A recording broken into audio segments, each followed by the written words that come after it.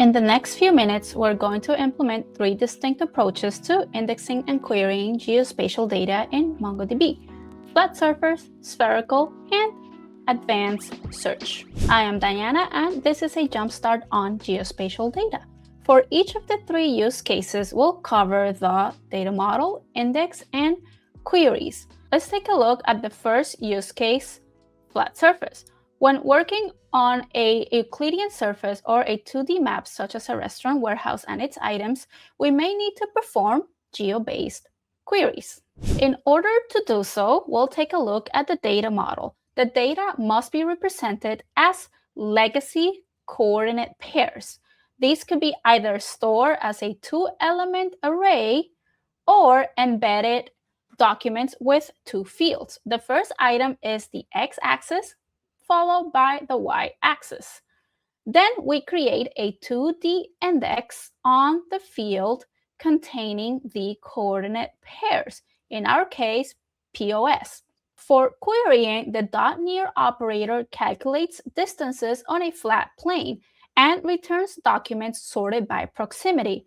In our example, say we have a dasher located at point 2565, and we want to return items, say, within a 5-meter radius. Keep in mind that distance is calculated in your system's units.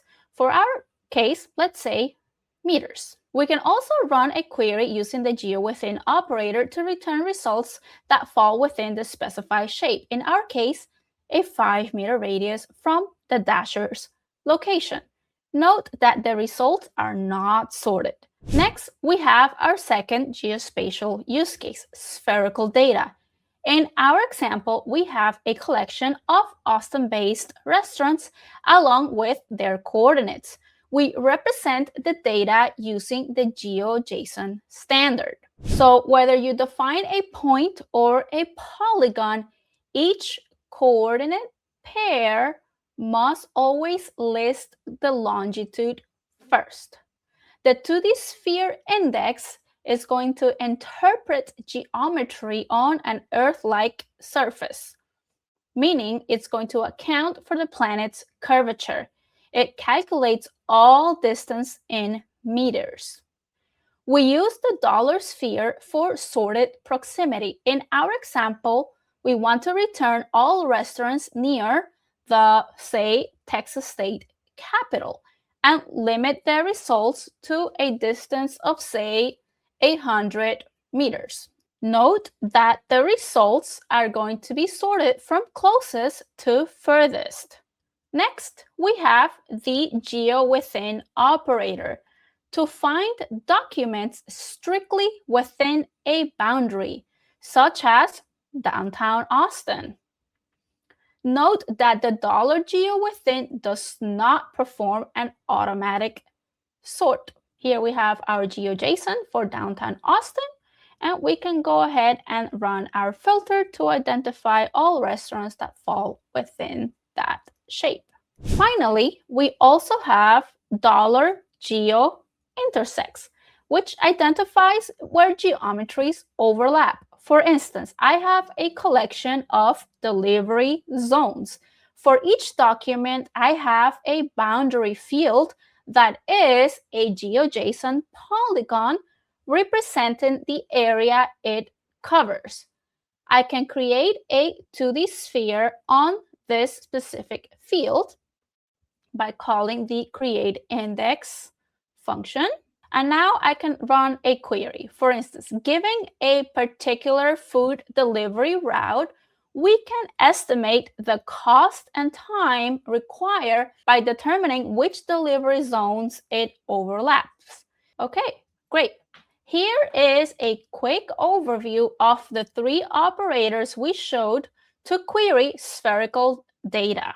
Our third geospatial use case concerns advanced search. For instance, we need to query by distance as well as other filters such as keywords, price, and perhaps restaurant rating. Thus, to combine geospatial data with full text search, we are going to leverage MongoDB Search. Here we see a document in our restaurant collections giving the location coordinates. When creating a search index, specify all the fields you would like to support in your full text queries. For our case, we have a number of fields that we would like to support. We have the name field, description field, our cuisine type. This is going to be of string facet. And then we have our location. You must explicitly map your GeoJSON field as a geo type in your index configuration. Once this is done, we can now run full text searches using our search index. For instance, we can put together a query that is going to search for breakfast tacos. And we're only going to search for breakfast tacos within a specific radius from the user's current location. We're going to allow for fuzzy matching. All right, so here we go. This is our geo requirement. We're going to use a geoWithin. Note that we are using an aggregation pipeline to run the advanced search query. Let's go ahead and do a projection just so that we're only looking at the fields that matters to the end user. We can also expose the score. Awesome, great. Here is our result. We have covered 3 ways to represent, index, and query geospatial data with MongoDB. You can find the full syntax for the indexes, query operators, and more in our MongoDB documentation. Thank you for watching.